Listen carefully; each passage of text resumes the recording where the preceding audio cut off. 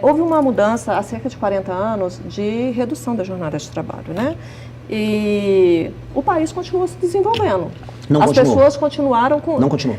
Continuou, deputado. Eu não sou deputado. O senhor como pré-candidato está a par dos números e dos índices de desenvolvimento do país. O país cresceu muito, o país hoje é um expoente na América do Sul e é um expoente no mundo. Qual é a opinião do senhor a respeito do projeto que criminaliza a misoginia e qual é a proposta do senhor para combater a violência contra a mulher no país? De maneira clara, eu, quando rodo o Brasil, e eu perguntei do Maranhão, rodei Santa Catarina, rodei Rio de Janeiro, a preocupação das mulheres, especialmente as mulheres mais humildes, especialmente as mulheres que são mães solteiras, que estão num estado de vulnerabilidade maior, é segurança, escola em tempo integral com boa alimentação para o filho dela, e segurança para ela e para a filha dela andar na rua. Há um surto, aparentemente captado por estatísticas, mas também captado pelas redes sociais, de violência contra a mulher. E essas mulheres querem... Não é surto e não é só rede social, né? Nós estamos falando de dados concretos da Secretaria de Segurança Pública. Eu estou reafirmando isso. E do Ministério da Justiça. Só para ficar claro, eu estou reafirmando isso. Eu não estou falando que é um surto de mentira. Estamos recebendo aos montes esses vídeos, porque hoje as redes sociais permitem que esses casos se tornem públicos. E com base nisso, há uma demanda da sociedade por respostas muito duras com relação a isso. E nós precisamos dar lei e ordem, penas muito duras, e não apenas com relação à violência específica. Há agora, né, por conta das redes sociais, um conflito muito grande entre homem e mulher. Isso está se dando, as discussões elas estão muito acirradas. Hoje, há a questão da paternidade, do abandono da paternidade. A menina que tem um relacionamento com o rapaz acaba não ficando presente.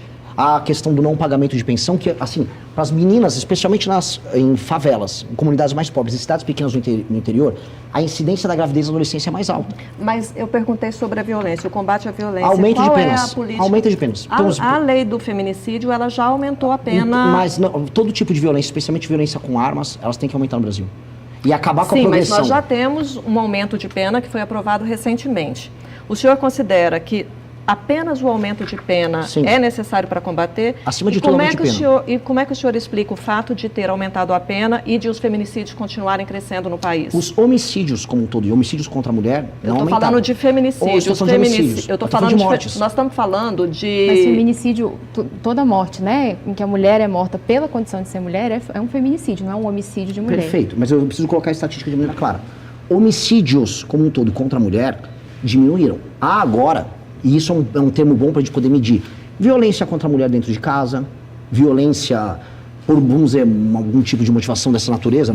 O cara agrediu uma mulher por ser mulher. Hoje você tem uma métrica que não existia. Ela está aumentando e estamos trazendo luz para isso. Aumento de penas. Aumento de penas. Eu vou trabalhar com aumento de penas. Eu não vou trabalhar com critérios subjetivos, como aconteceu agora. Ah, não, você vai... uma discussão que pode ser tratada como misógina ser equiparada à injúria racial. Eu não vou trabalhar nesses termos. Não vou trabalhar porque traz uma subjetividade que não é bom nem para a relação homem-mulher, entre homens e mulheres de boa fé, então, e nem para o senhor é contra a criminalização da... A lei da misoginia? Sou contra. Sou profundamente contra essa lei. Eu quero aumento de penas, eu quero lei e ordem. Agora, o senhor falou que vai trabalhar principalmente com o aumento de pena. Quando a gente fala em aumento de pena, pré-candidato, a gente fala de uma situação em que a mulher já foi assassinada, ela já foi exterminada e ela já deixou órfãos e deixou pais órfãos, irmãos órfãos e amigos órfãos. E antes disso, qual que é a sua proposta? O elemento que tem o maior poder de dissuasão para o cometimento de crime é justamente a certeza da punição. Perry Chiquida, estou falando agora política pública baseada em evidência. Perry Chiquida tem um estudo no Brasil que mostra que o cometimento de crime violento como um todo é dissuadido por, penas altas e 2, pela certeza da punição. Mas para o caso de feminicídios e de mulheres, não é essa a realidade, né? É um outro contexto social. Os especialistas falam muito sobre educação, né? De investir em educação. O senhor acha que isso é importante? Eu acho que a educação que conscientiza sobre o não cometimento de violência tem que sempre estar presente, em termos de critérios objetivos. Isso combinado com delegacias para a mulher que funcionem, um inquérito policial que funcione, punições muito duras, geram para o homem que vem a querer cometer um tipo de violência contra a mulher, no mínimo, um medo de assim cometer esse crime. E assim a gente tem um poder de dissuasão. As penas altas, a certeza da punição geram um efeito de dissuasão. E esse efeito de dissuasão vai ser sentido pelas pessoas. Não só no feminicídio, crimes contra mulheres, crimes de toda a natureza. Porque no fundo, o ofensor, às vezes você não vai conseguir convencer ele, se ele tem um status psicopático, ele tem uma perspectiva de mundo, que não tem correção. Às vezes não será educando ele apenas. Às vezes vai ser mostrando, olha, meu amigo, se você fizer, você está ferrado. E aí é isso, a força maior vai resolver isso. Porque esses homens, em geral, partem de um princípio de força maior, onde ele que estava numa relação de confiança com uma mulher, faz uso da força maior, força física maior dele, para ter uma relação abusiva. Ali, uma hora, você não vai conseguir só convencer ele. Ali você vai ter que partir para a força maior. E aí você vai ver que ele não é corajoso, que a força maior, quando vem diante dele, ele vai fazer cálculo. Malandro, vagabundo dessa natureza, faz cálculo. A gente não pode esquecer desse ponto. Mas nos casos de feminicídios, o que a gente tem de depoimentos, inclusive de pessoas, de promotores e de juízas e juízes que trabalham, é de que quando o homem mata, ele não faz esse cálculo. Olha, mas é uma discussão muito longa. Eu queria saber a opinião do senhor. Só deixar bem claro que eu discordo, e as políticas baseadas em evidência, não só no Brasil, mas ao redor do mundo, elas vão na linha contrária. O poder de dissuasão por penas e certeza de punição, ele tem um efeito no mundo inteiro. Qual a sua opinião sobre programas sociais? Bolsa Família, Farmácia Popular, Auxílio Gás, entre outros que existem hoje que estão em vigor no país. Pois bem, a diferença entre o remédio e o veneno é a dose. Eu acredito que temos que ter políticas de assistência para pessoas em situação de vulnerabilidade e em locais que não há atividade econômica. E quando a gente roda, especialmente municípios pequenos, eu tive agora na Marcha dos Prefeitos falando sobre isso, municípios pequenos, em regiões distantes de grandes centros, em especial na região norte e nordeste, diante da ausência de atividade econômica, algumas pessoas para sobreviver vão precisar de um Bolsa Família, para ter acesso a um remédio vão precisar de uma farmácia popular. Isso é um dado da realidade. Dito isso, a partir do momento que a gente percebe que mais de 40% dos domicílios na região Nordeste estão no Bolsa Família, a gente percebe que o remédio começou a virar o veneno. E o remédio vira veneno no sentido de que não há um estímulo hoje do tomador de decisões, um prefeito, ou mesmo da parte do governo federal, em alterar essa realidade, que é aumento da atividade econômica.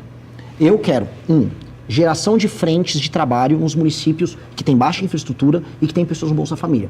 Um rapaz ou uma moça que vão lá no CRASP tirar o Bolsa Família numa cidade, por exemplo, no interior do Maranhão, que não tem uma via de escoamento, as ruas ou as estradas estaduais que conectam elas com outros lugares para levar a produção da agricultura familiar, tudo esburacado, tudo de terra. Pois bem, vamos fazer uma frente de trabalho com essas pessoas, vou pagar um pouco a mais e vou chamar essas pessoas para participar dessa reconstrução de infraestrutura junto com o governo federal.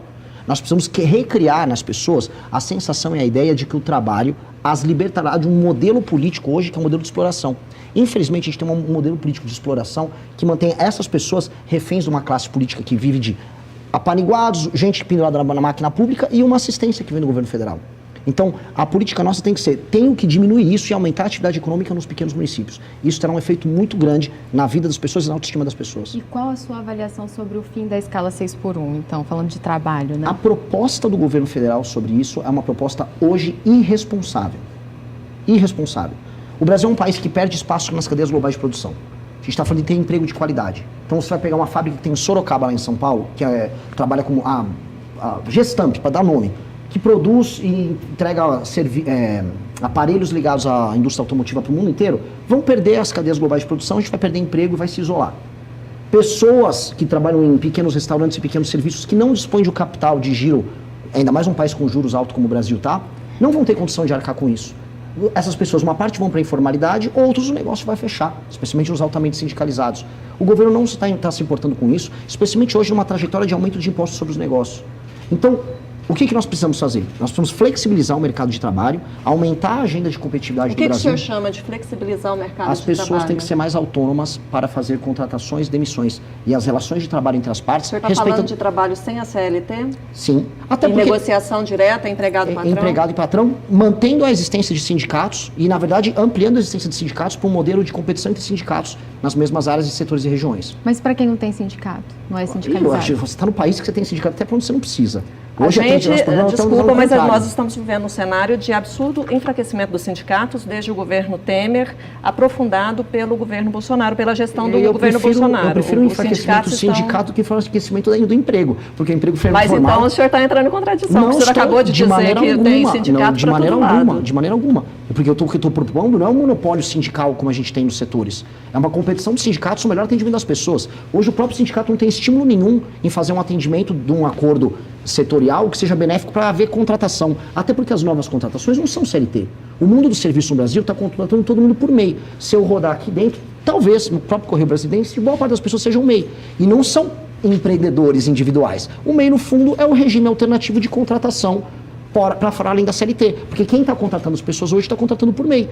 E Então, aí sem qualquer direito trabalhista também. mas, na prática, por isso nós precisamos de uma lei que entenda que o MEI, no fundo, não é um empreendedor individual, ele é uma pessoa que está trabalhando, e atendendo a demanda do empregador, do empregado, de um regime mais flexível. O senhor defende, então, o fim da CLT?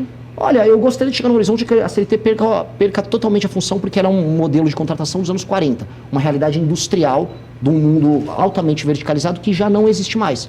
Hoje as pessoas constroem suas carreiras em múltiplas empresas, muitas pessoas se tornam empreendedores de si, e o mundo vai ficar agora com a inteligência artificial cada vez mais assim. Mas nós temos uma massa da população, candidato, que não tem toda essa formação e essa capacitação para gerenciar a própria carreira, e isso é uma realidade no país e na maioria da população. Eu não sei qual é a origem do senhor, mas e se o senhor, eu acredito que deve estar em contato com pessoas de realidades muito distintas, nos rincões, no interior do país, e são pessoas que às vezes elas não sabem nem navegar na internet. Sim. Como é que o senhor acredita que essa massa da população vai conseguir gerir a própria carreira, se tornar um MEI, defender os seus direitos e manter e construir uma carreira e ter sucesso nessa carreira? Eu adorei essa pergunta. Porque se eu for nos rincões, como eu fui, eu não vi nenhum outro pré-candidato nos rincões, nem existe oportunidade de trabalhar para essa pessoa. Aí eu volto para a pergunta anterior que vocês me colocaram, você está no Bolsa Família. Nos grandes centros urbanos em que há atividade de trabalho, essas pessoas que não são idiotas, uma pessoa mais pobre, mesmo sem formação, não é um imbecil. Ela toma decisões econômicas adequadas à realidade dela para ter o autossustento. Hoje você pega uma pessoa que é entregador, que vende produtos online, com baixíssima formação, e ele tira 6, 7, 8 mil reais por mês. Estou falando de pessoa de periferia de São Paulo. Estou falando do meu eleitor, que é o jovem. Esse jovem aprendeu a navegar nesse mundo. Primeiro porque ele não é um imbecil completo e ele é capaz de se defender. Segundo, que isso não é tão complexo assim. E terceiro, que os países que concorrem conosco no mundo, que a gente não concorre com a Suécia, não concorre com a Inglaterra, a gente concorre com o Vietnã, a gente concorre com a Índia, a gente concorre com a China, tem regimes flexíveis. Então, se eles estão fazendo isso, estão aumentando a renda e aumentando o emprego, nós temos que fazer a mesma coisa. Se a gente falasse, não, igual a Erika Hilton, que apareceu lá com um monte de umas empresárias lá, com franjinha, eu tô aqui, na minha empresa a escala é 3/4, porque na Inglaterra, que Inglaterra? Não tem Inglaterra nenhuma. Deputado, houve uma redução da mudança da jornada de trabalho. Deputado, desculpa, pré-candidato. Houve uma mudança há cerca de 40 anos de redução da jornada de trabalho, né? E o país continuou se desenvolvendo. Não As continuou. pessoas continuaram com... Não continuou. Continuou, deputado. O senhor como pré-candidato está a par dos números e dos índices de desenvolvimento do país. O país cresceu muito, o país hoje é um expoente na América do Sul e é um expoente no mundo. Não é. Por que o senhor acha que a redução da escala 6/1 vai fazer um retrocesso e vai fazer a economia... Eu vou pedir para o nosso espectador acompanhar todos os gráficos de produtividade do Brasil perante o mundo. E o gráfico assustador. A produtividade é a quantidade de dinheiro que uma pessoa faz por hora de trabalho. O Brasil está estagnado. Nos últimos, justamente o exemplo que você usou foi bem feliz. Nos últimos 40 anos. Quando nós comparamos... Nós não estamos falando em produtividade, nós estamos falando em movimentação da economia, em geração de emprego, em melhoria da qualidade de vida, em inclusão, em retirada do país do mapa da fome. Mas então vou te explicar. A produtividade significa a quantidade de recursos gerado por hora por uma pessoa que trabalha. Então isso está linkado ao aumento de riqueza. Então é exatamente isso que nós estamos falando. Não é nenhuma coisa diferente, é exatamente isso. O papel do Brasil perante o resto do mundo diminuiu. E esse é um problema. Infelizmente o nosso tempo acabou. Eu agradeço muito a vinda do senhor. Boa sorte para o senhor na sua campanha. Cortes Fortin. Pessoal, tá com 20 subs, ajudem ele a chegar a 1000 subs. Assistam, deem like nos vídeos, dêem uma força para os nossos corteiros que estão começando.